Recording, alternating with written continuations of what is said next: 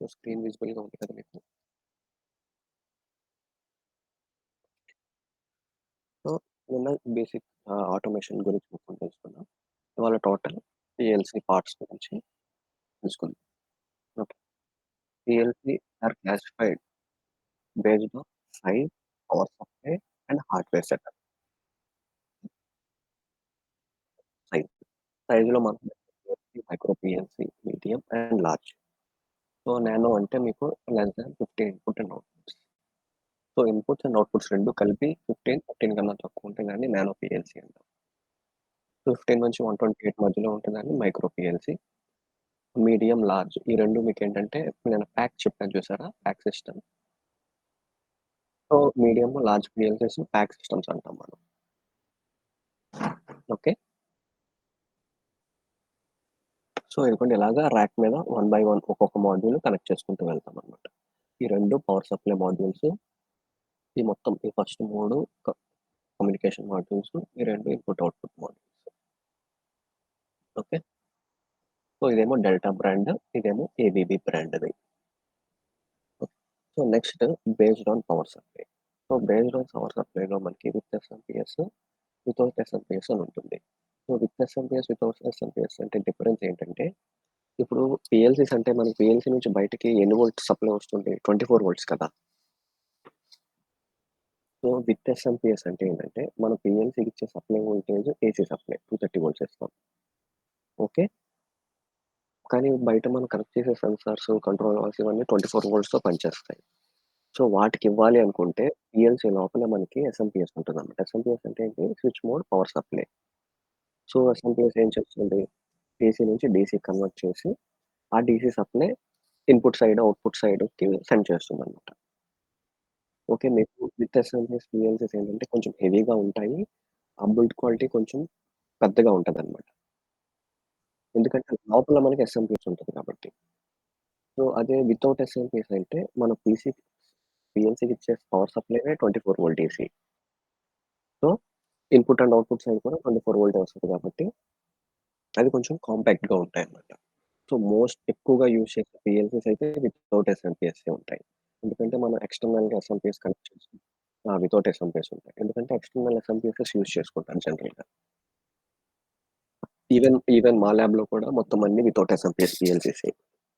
External SMPSes use చేసి 24 volt DC supply ఇచ్చాం వాటికి.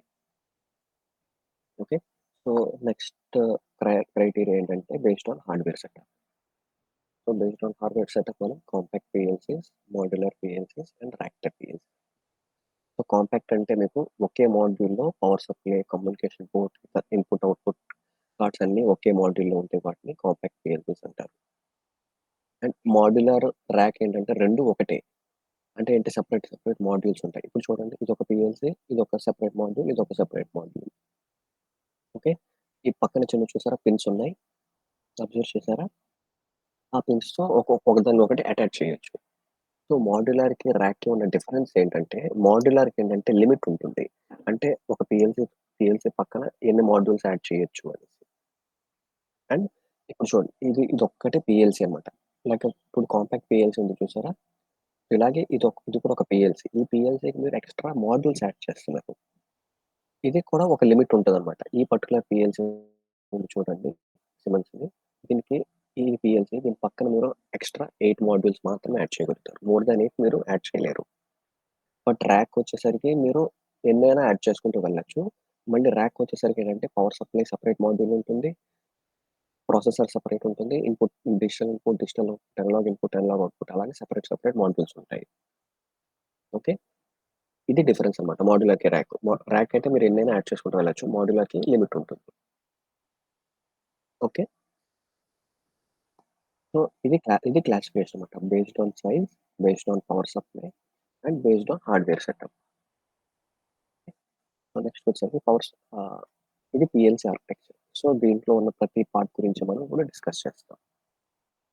Okay. PLC power supply, CPU, PLC లోపల ఉండే memory, communication channel, input side card, output side card, input నుంచి సీపీయూకి protection, isolation అంటాము. అవుట్పుట్ నుంచి సీపీయూకి ప్రొటెక్షన్, ఐసోలేషన్. ఈ ఐసోలేషన్ ఎందుకు వాడుతున్నామంటే సీపీయూని ప్రొటెక్ట్ చేయడానికి. ఇన్పుట్స్ అండ్ అవుట్పుట్ సైడ్ నుంచి. ఓకే. సో, దీంట్లో ఫస్ట్ పవర్ సప్లై గురించి మనం మాట్లాడదాం. సో, పవర్ సప్లై మీకు ఆల్రెడీ చెప్పాను కదా! With SMPS, without SMPS. So, with SMPS అయితే లోపల చూడండి మీకు ఇలాగా ట్రాన్స్‌ఫార్మర్ ఉంటుంది. సో, ఈ ట్రాన్స్‌ఫార్మర్ ఏంటి? స్టెప్ డౌన్ ట్రాన్స్‌ఫార్మర్ అనమాట. సో, మీరు 230 240 సంథింగ్ వోల్టేజ్ కనెక్ట్ చేస్తే స్టెప్ డౌన్ చేస్తుంది. ట్రాన్స్‌ఫార్మర్ తర్వాత రెక్టిఫైర్ అవుతుంది. రెక్టిఫైర్ ఏం చేస్తుంది? ఏసీ నుంచి డీసీ కన్వర్ట్ చేస్తుంది. సో, దాని తర్వాత కెపాసిటర్స్, రెసిస్టర్స్ ఉంటాయి. ఇవి ఫిల్టర్ చేసి మీకు ప్యూర్ 24 వోల్ట్ ఏసీ అవుట్‌పుట్ ఇస్తుందనమాట.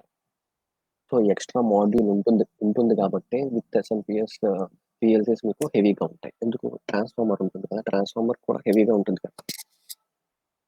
సో, అందుకని మీకు విత్ ఎస్ఎంపీఎస్ పీఎల్సీస్ మీకు చాలా హెవీగా ఉంటాయి. కొంచెం ప్రొటెక్టెడ్‌గా ఎక్కువ ప్రొటెక్షన్ ఉంటుంది. Compare to DC 24 volt DC PLCs. Okay. So, CPU. So, PLC CPU. So, PLC CPU అంటే బ్రెయిన్ ఆఫ్ ది పీఎల్సీ అన్నమాట. సో, మీరు చేసే ప్రతి ప్రాసెస్ సీపీయూలోనే జరుగుతూ ఉంటుంది. Okay. So, CPU is the brain of the PLC and govern the activities of the entire PLC system. So, ఈ సీపీయూలో ఉండే పార్ట్స్ ఏంటంటే arithmetic logic unit, internal memory, timers, counters, registers. Arithmetic logic unit అంటే మీకు programme ఎలా run అవ్వాలి. So, logics ఉంటాయి కదా! లాజిక్ డెవలప్ చేయడానికి ఈ యూనిట్ యూజ్ చేస్తాము. మీకు పీఎల్సీ ఫీల్డ్ నుంచి వచ్చే డిఫరెంట్ సెన్సార్ వాల్యూస్ కానీ, రీడింగ్స్ కానీ ఈ ఇంటర్నల్ మెమరీలో స్టోర్ అవుతూ ఉంటాయి. సో, మనం ఫిజికల్‌గా టైమర్స్ యూజ్ చేస్తాం కదా! ఫిజికల్ టైమర్స్ చూసారా ఎప్పుడైనా మీరు? హ్మ్. సో, బయట ఫిజికల్ టైమర్స్ కన్నా పీఎల్సీ లోపలే మనకేంటంటే సాఫ్ట్‌వేర్‌కి సంబంధించిన టైమర్స్ ఉంటాయి. సో, మనకి ఈ టైమర్స్ యూజ్ చేసుకుంటే ఫిజికల్‌గా మనం టైమర్స్ యూజ్ చేయక్కర్లేదు. Timer modules. సో, అది పీఎల్సీయే చూసుకుంటుందన్నమాట. And next counters, registers. Registers అంటే ఏంటంటే అనలాగ్ వాల్యూస్ స్టోర్ చేసుకోవడానికి యూజ్ చేస్తారు రిజిస్టర్స్. సో, ఇవన్నీ టోటల్ సీపీయూలోనే ఉంటాయన్నమాట. ఓకే. సో, సీపీయూలో ఉన్న ఫీచర్స్ ఏంటంటే మెమరీ కెపాసిటీ ఉంటుంది. ఇన్‌స్ట్రక్షన్ సెట్ సపోర్ట్ చేస్తుంది. కమ్యూనికేషన్ ఆప్షన్ ఉంటుంది. సో, ఆ సీపీయూ కూడా డిసైడ్ చేస్తుంది. ఎంత టైంలో మీకు ఆ ప్రోగ్రామ్ ఎగ్జిక్యూట్ అవ్వాలి అనేసి. ఓకే. సో, ఇక్కడ చూడండి. సీపీయూ చేసే మెయిన్ ఆపరేషన్స్ అన్నమాట. ఈ 4 మెయిన్‌గా సీపీయూ చేసే ఆపరేషన్స్. ఫస్ట్ చూడండి స్కానింగ్, ఐబైఓ, బస్, ట్రాఫిక్ కంట్రోల్. దీని అర్థం ఏంటంటే మీకు ఫీల్డ్‌లో డిఫరెంట్ ఇన్‌పుట్స్ పీఎల్‌సీ కనెక్ట్ చేస్తారు. సో, ఒకదాని తర్వాత ఒకటి ఎప్పటికప్పుడు స్కాన్ చేస్తూ ఉంటుంది. ఇప్పుడు టెంపరేచర్ సెన్సార్ ఉంటే టెంపరేచర్ సెన్సార్‌ని, ఒక డిజిటల్ స్విచ్ ఉంటే ఆన్ చేస్తే ఆన్ అయినట్టు చూపిస్తుంది. ఆఫ్ అయితే ఆఫ్ అయినట్టు చూపిస్తుంది. సో, ఎప్పటికప్పుడు స్కాన్ చేస్తూ ఉంటుందన్నమాట. ప్రతి పీఎల్‌సీ కనెక్ట్ చేసిన ప్రతి ఇన్పుట్ అండ్ అవుట్‌పుట్ మోడల్‌ని. ఓకే. సో, స్కాన్ చేసిన తర్వాత ఏం జరగాలి? ప్రోగ్రామ్ ఎగ్జిక్యూట్ అవ్వాలి. సో, నెక్స్ట్ స్టెప్ అదనమాట. సో, ఆల్రెడీ పీఎల్‌సీ మెమరీలో స్టోర్ అయిన ప్రోగ్రామ్‌ని ఎగ్జిక్యూట్ చేస్తుంది. అండ్ ఎగ్జిక్యూట్ చేసిన తర్వాత నెక్స్ట్ చూడండి. Peripheral and external device communication. అంటే ఏంటంటే ఇప్పుడు ప్రోగ్రామ్ ఎగ్జిక్యూట్ చేస్తుంది. సో, ఏ డివైస్‌కి సెండ్ చేయాలనేది సీపీయూ డిసైడ్ చేస్తుంది. డిసైడ్ చేసి ఆ పర్టిక్యులర్ డివైసెస్‌కి through communication channel signal send చేస్తుంది. ఓకే.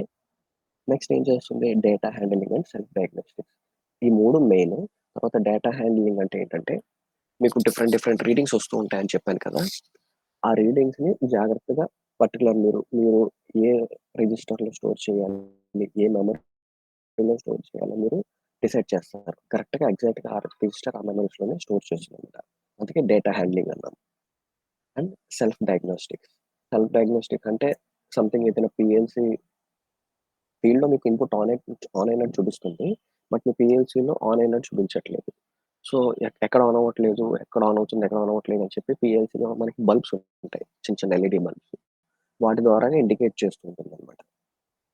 ఓకే. ఇదంతా సీపీయూ చేస్తుంది. అందుకే మనం బ్రెయిన్ ఆఫ్ ది పీఎల్‌సీ అంటాం. ఓకే. సో, సీపీయూ గురించి అర్థమైంది కదా! సో, నెక్స్ట్‌కొచ్చేసరికి స్కాన్ సైకిల్. ఇప్పుడు ఈ ఫస్ట్ 3 స్టెప్స్ ఉన్నాయి చూసారా? ఈ 3 స్టెప్స్ ఎగ్జిక్యూట్ అయ్యేదాన్ని మనం స్కాన్ సైకిల్ అంటాం. Okay. Scan cycle is a cycle in which the PLC gathers the inputs, runs the PLC program, and then updates the outputs. Okay, దీన్ని ఒక స్కాన్ సైకిల్ అంటాం. And the amount of it takes for the PLC to make one scan cycle is called scan time. Okay. Scan time జనరల్‌గా milli సెకండ్స్‌లో represent చేస్తాం. Okay. పీఎల్‌సీకి ఒక particular scan time అనేది డెడికేటెడ్‌గా ఉంటుందన్నమాట. అంటే ఏంటంటే అది minimum scan time. Let's say 1 millisecond అనేది దాని స్కాన్ టైమ్ అనుకుందాం. అంటే మీరిచ్చే program every 1 millisecond scan చేస్తూ ఉంటుంది. అది కూడా లెంత్ బట్టి ఉంటుంది. ఇన్ కేసు ఇప్పుడు ఒక 10 లైన్స్ ప్రోగ్రామ్ ఉందనుకోండి. ఆ 10 లైన్స్ ప్రోగ్రామ్ ఈజీగా 1 మిల్లీ సెకండ్‌లో ఎప్పటికప్పుడు స్కాన్ చేసేస్తూ ఉంటుంది. అదే 100 లైన్స్, 200 లైన్స్ ప్రోగ్రామ్ ఉందనుకోండి. 1 మిల్లీ సెకండ్‌లో అంత పెద్ద ప్రోగ్రామ్‌ని స్కాన్ చేయలేదు కదా! సో, కొంచెం టైం తీసుకుంటుంది. ఆ 1 మిల్లీ సెకండ్ అనేది ఏంటి మినిమమ్ స్కాన్ టైమ్ అనమాట. ఓకే. ఆ స్కాన్ టైమ్ అనేది పెరుగుతుంది depending upon your program. Okay. Every PLC will be having a scan time అనమాట. మీరది మీ పీఎల్‌సీ కొంటున్నప్పుడు మీకు మాన్యువల్ ఉంటుంది. ఆ మాన్యువల్ వెరిఫై చేస్తే ఎంత మినిమమ్ స్కాన్ చేయాలో మీకు స్కాన్ టైమో తెలుస్తుందనమాట. ఓకే. సో, నెక్స్ట్ వచ్చేసరికి పీఎల్‌సీ ఐబైవో మాడ్యూల్స్. పీఎల్‌సీ ఐబైవో అంటే input, output modules. So, input, output modules చూడండి.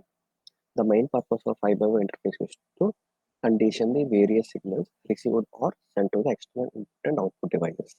అంటే ఐబిఐ మాడ్యూల్స్ ఏం చేస్తాయి మీకు ఆ మాడ్యూల్ కనెక్ట్ చేసిన డిఫరెంట్ ఇన్పుట్స్ని స్కాన్ చేస్తూ ఉంటాయి ఎప్పటికప్పుడు. ఓకే. సో మనకి ఎన్ని types of input output modules ఉన్నాయంటే టూ. ఒకటి లాజికల్, ఇంకొకటి కంటిన్యూస్. ఓకే. లాజికల్కి కంటిన్యూస్కి డిఫరెన్స్ ఏంటంటే లాజికల్ అంటే ఏంటి ఐదర్ ఆన్ లేదా ఆఫ్. ఓకే. సో లాజికల్ అంటే ఆన్ అయితే ఆన్ అయినట్టు చూపిస్తుంది, ఆఫ్ అయితే ఆఫ్ అయినట్టు చూపిస్తుంది. అదే కంటిన్యూస్ అంటే ఎప్పటికప్పుడు అప్డేట్ అయ్యే సిగ్నల్ అనమాట. ఇప్పుడు మోటార్ స్పీడ్ ఉంది. స్పీడ్ మీరు వేరీ చేస్తుంటే ఎప్పటికప్పుడు అప్డేట్ అవుతూ ఉంటుంది కదా! సిమిలర్‌లీ ఇప్పుడు లెవెల్ ఒక ట్యాంక్ ఫిల్ అవుతూ ఉంటుంది. ఎప్పటికప్పుడు లెవెల్ ట్రాన్స్మిటర్ ఏం చేస్తుంది? ఎంత లెవెల్ ఉందనేసి మనకి ఇండికేట్ చేస్తూ ఉంటుంది. సో అది కూడా కంటిన్యూస్. ఎప్పటికప్పుడు మారే వాల్యూస్‌ని మనం కంటిన్యూస్ అంటాము. ఆన్ చేస్తే ఆన్ అవ్వడం, ఆఫ్ చేస్తే ఆఫ్ అవ్వడాన్ని మనం లాజికల్ అంటాము. ఓకే. మనకి ఉన్న ఇన్పుట్స్, అవుట్పుట్స్ ఈ 2 టైప్సే ఉంటాయన్నమాట. So next so PLC input types.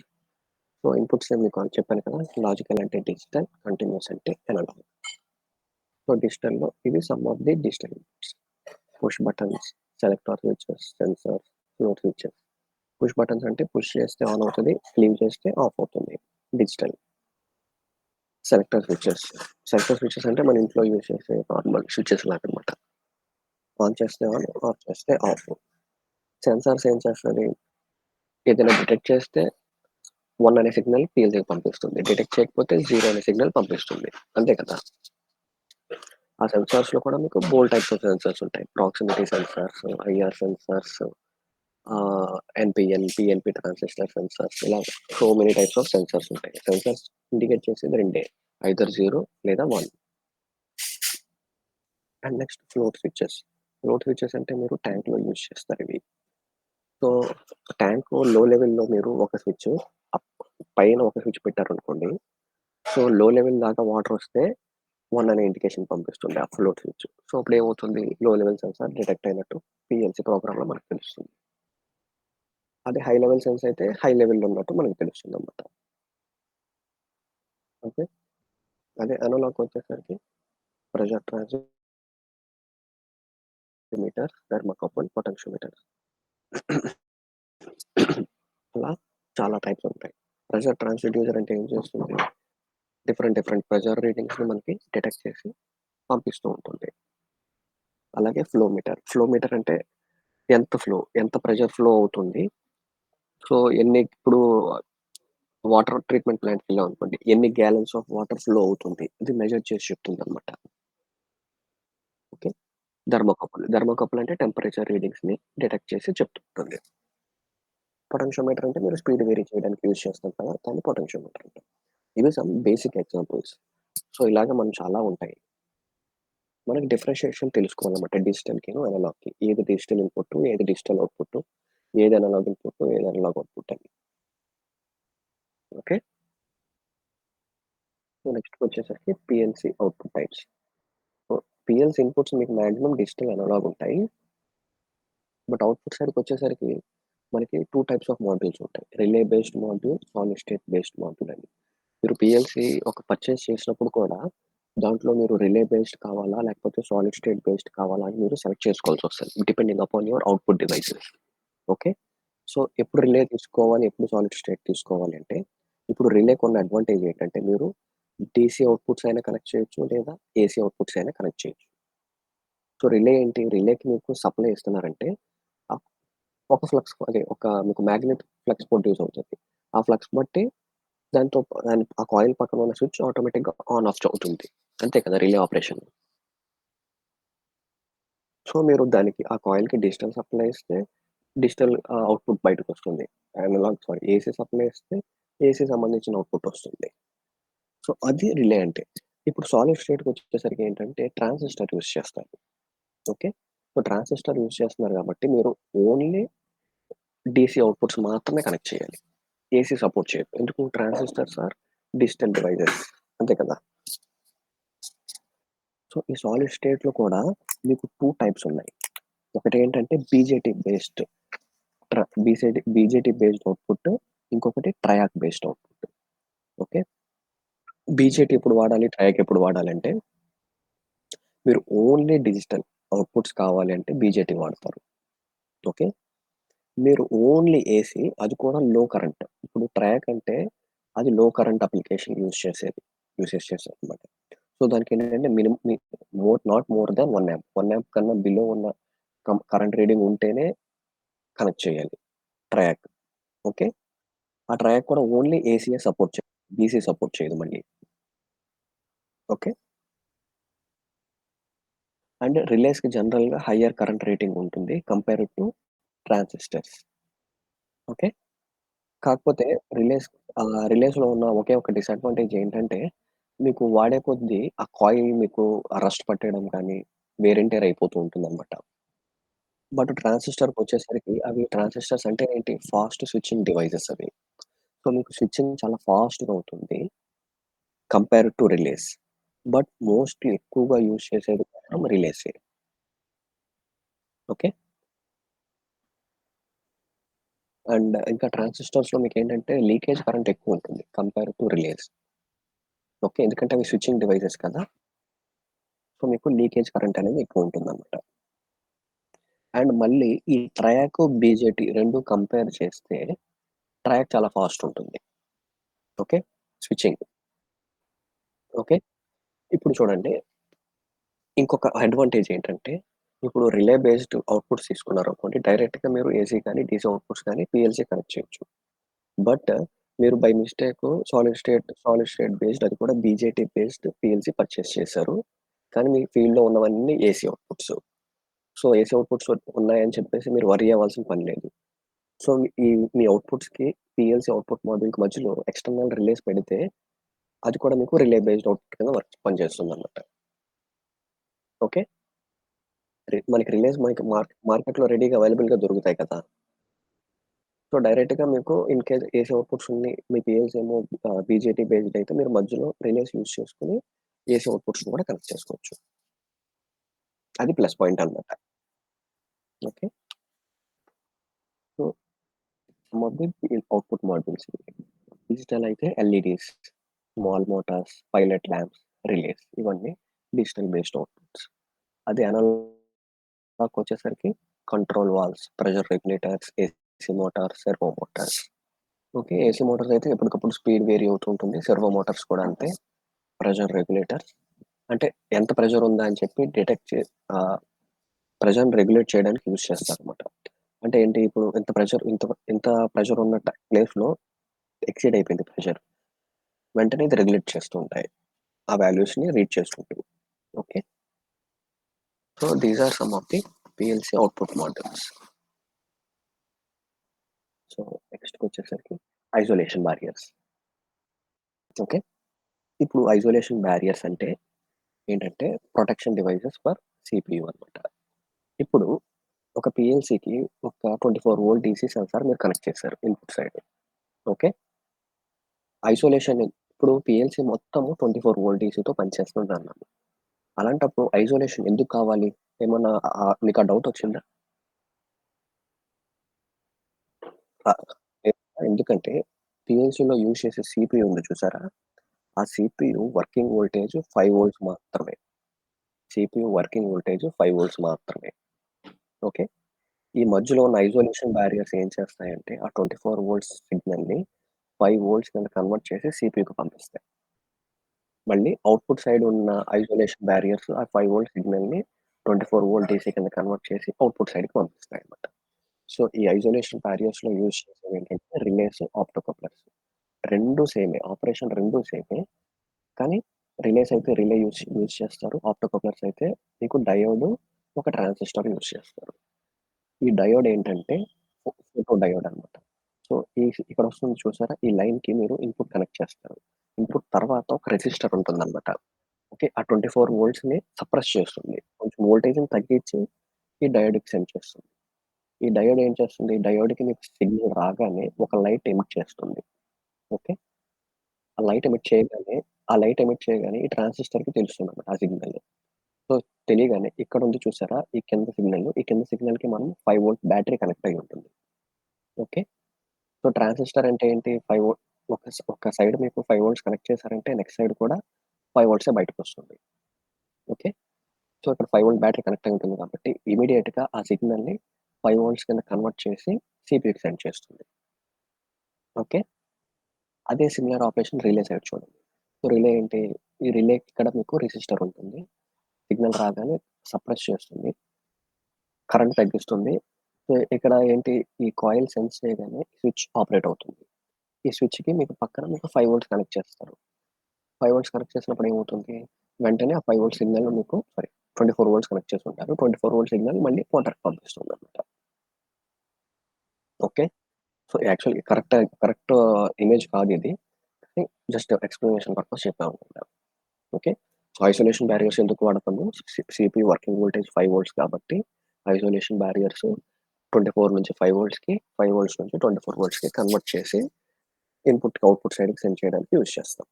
Isolation barriers. Okay. So, అదే దీనికి కొంచెం బ్రీఫ్‌గా నేను ఎక్స్‌ప్లెయిన్ చేశాను. Internally, a CPU operates at 5 volt DC. The external device, solenoid, motor valve, limit switches, etc. operate at voltage up to 110 volt AC. The mixing of these two voltages will cause severe and possible irreplaceable damage to the PLC electronics.